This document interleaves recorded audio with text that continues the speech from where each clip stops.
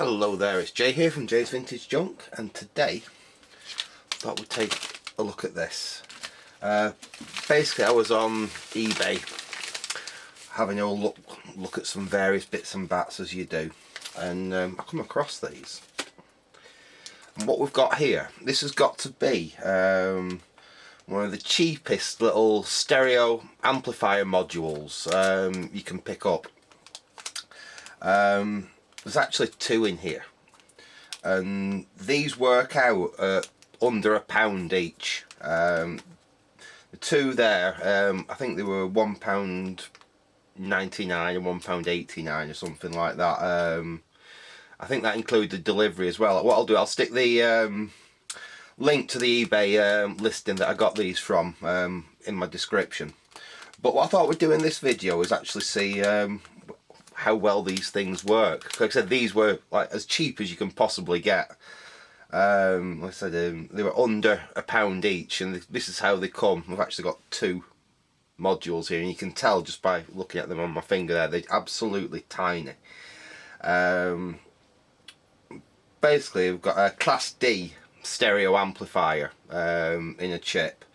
The really nice thing about these is they only take 5 volts. You just need a single 5 volt input, your speakers on the output and a signal in, and they should work. Like I said, so that's what I thought we'd try in this video. Anyway, let's get you zoomed in and have a bit of a better look at the board. Now it's based on now what's the chip that this is based on? You'll have to where's my other glasses?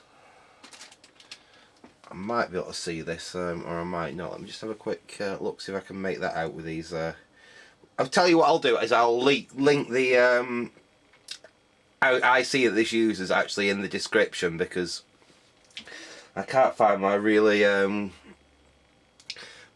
close-up glasses at the moment. I can't quite read that with the ones I've got on. Now, the first thing we need to do is we need to split this, because we've actually got, like I said, we've got two boards there. And I think it should just be a case of, I'm hoping that they'll just snap. Yeah. Snap like that. So there we go. There's our two modules. Alright, just bear with me a sec, so I'll just have to get a few bits and bats together. And we'll see if we can actually test one of these things and see how well it's going to work. So, back in a sec. Right, okay, there we go. We've got the little IC there, the little module there. And what I thought we'd do to power it is we're just going to use USB. Because one thing I'd be interested to see is, will it run okay just off a USB power supply? So just got an old USB cable there that's, I think it's an old iPhone cable, the end was bad on. So we'll try that. I'm going to connect that up for our power. And we've got, in fact, let me get you zoomed in a little bit. And I'll show you what I'm going to use anyway. So we've got that for power. I've got an old 3.5 inch. I've just basically dragged things out of the junk box.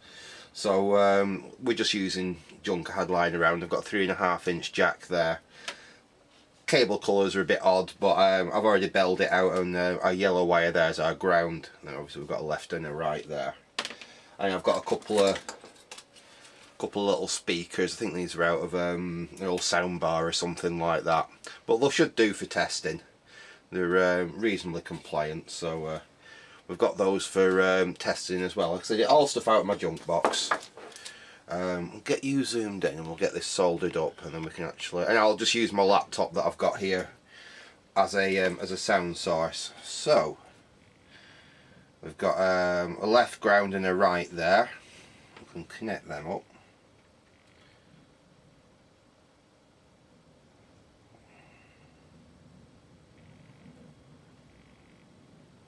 Left. Ooh, that's right there. Get in that way. In fact, I did find my other glasses while I was scratching for them bits, so let's put my other glasses on. That's better, I can actually see what I'm doing now. And then that last wire in there. We'll get that soldered in.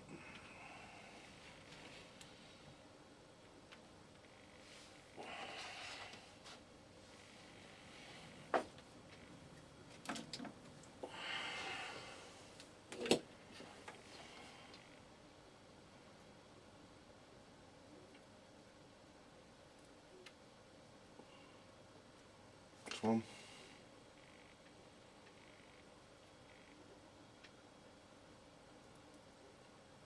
Two. I think that's got it. Three. Right, we'll just trim them bits of excess off. There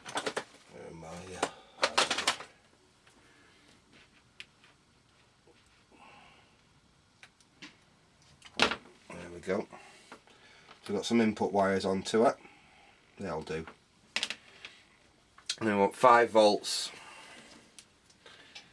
on there. I think this should work alright. We've got a ground connection that side.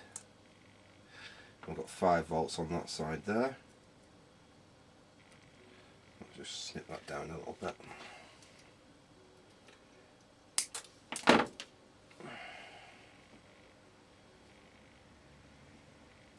Okay, we'll get them soldered in.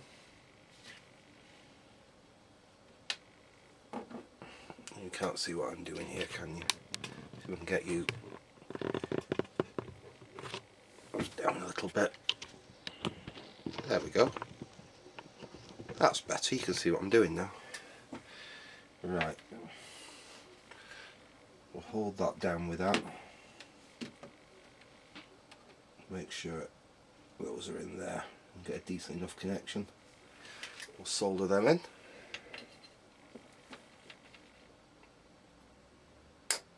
Now, obviously you're not going to expect full hi-fi quality for a little amplifier like this, but I'm just curious to see how good the quality is. Okay.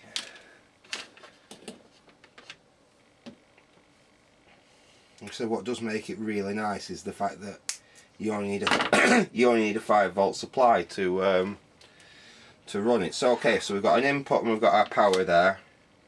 That's all connected in, so we just need to connect the speakers on the output. Let's get the 2 speakers I've got in.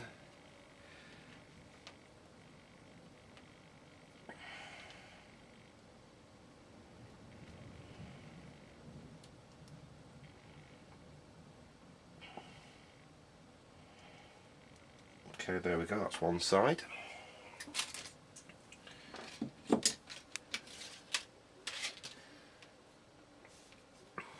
I think this amp's good for, like, can't remember if it was 2.5 or 3 watts. So I'm sure that's going to be peak music power, that's not going to be RMS, but it should still be enough to make this reasonably useful. Let's see if we can get that in there. Yeah, that's in. Last wire.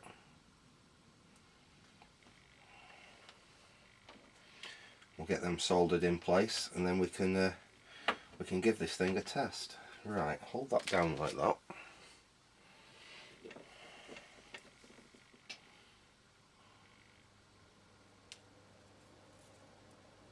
What's that one? What's that one? What's that one? And there we go. Alright, we'll trim the excess off them, so we've not got anything that can possibly short out. And that's it. That's the little module connected up. We've got 3.5. Let me get you zoomed out again a bit. Oops. Make you feel a bit sick there.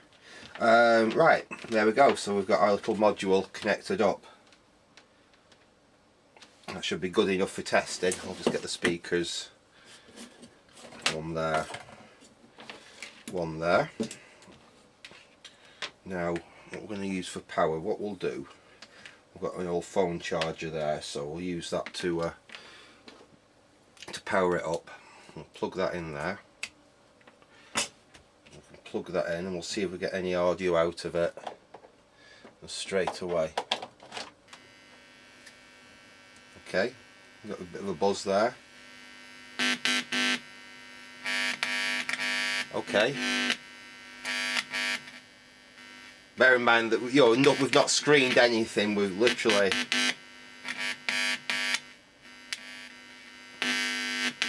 fair bit of audio there. What I'll do, I've got my laptop here, just my old workshop laptop, and we'll get that plugged in and connected up. In fact, that's going to be a problem. I'm just going to have to turn it round. I'm not sure how easy this lead's going to reach. Let's see. That's not going to be too bad. Right, so what I'll do,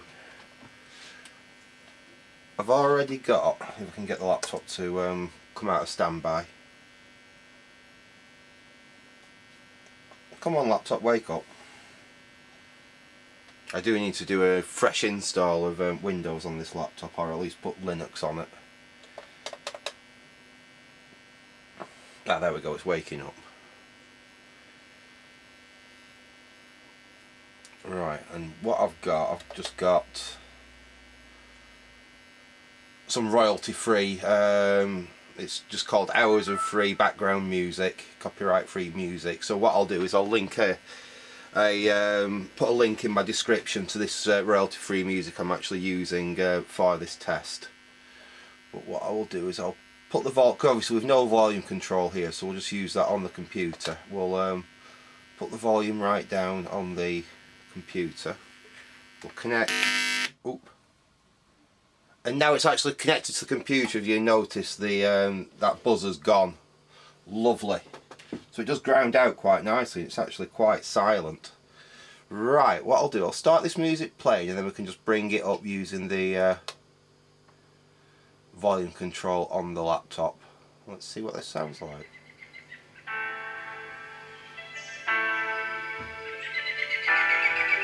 Okay.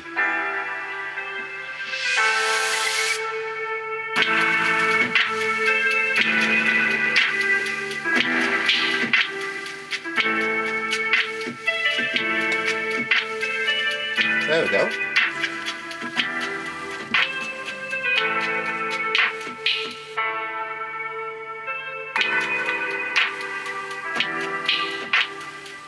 It's not the worst sound I've ever heard. Let's see if we can try something else, something actually that's got a fair bit of bass to it.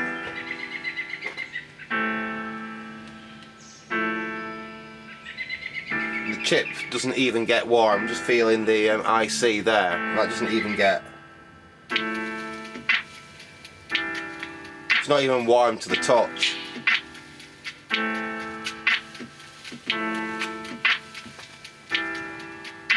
Let's see if I can try some other background music. Let's see what else we've got. And again, I'll put a link to which music I'm using. Right, it's 4 hours of cyberpunk dark synth music. Let's see what this sounds like. I was looking for something classical, but obviously we can't find. I think we'll probably have to play an advert first. Welcome to Specsaver's Guide. But again, this is showing it working. It's pretty simple, really. When you and your beau finally decide to lock lips, you don't want anything getting in the way.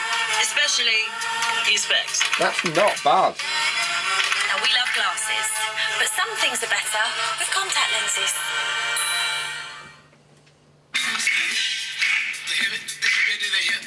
You don't stop the rocket to the bang bang boogie. Say up to the boogie to the rhythm of the boogie beat. Okay, I wouldn't exactly call it hi-fi, but it's not terrible. Here we go.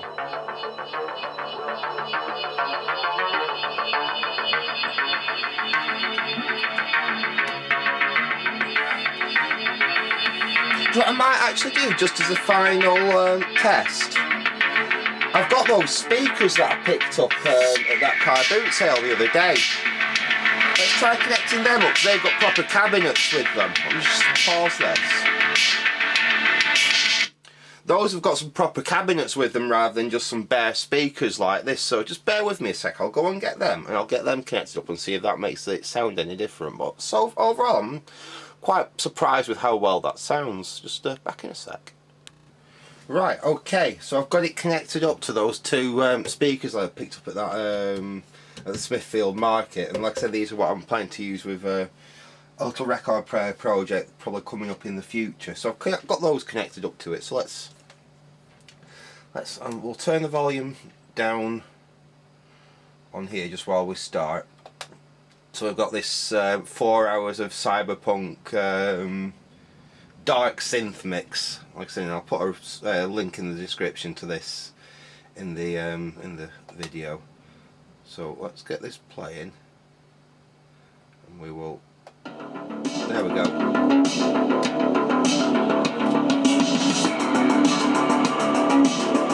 That doesn't sound too bad. Now this amp's probably a little bit too powerful for these speakers, and there is going to be a bit of a mismatch. I'm pretty certain that this will be designed to drive like into an 8 ohm load. Sorry, into a 4 ohm load. Still absolutely stone cold. These are 8 ohm speakers, but these are actually only rated at about a watt.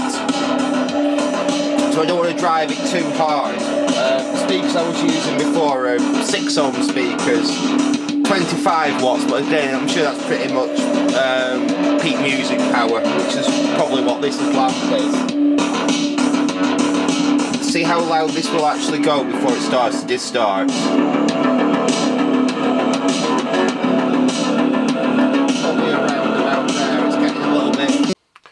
Well, apologies there, my battery failed yet again. I will really have to get the new batteries for my camera. Anyway, basically that was it. Fortunately, I was just about to wrap up when the battery died then. So I can't say I'm disappointed with that. For a little amplifier module that costs under £1, that's pretty damn good.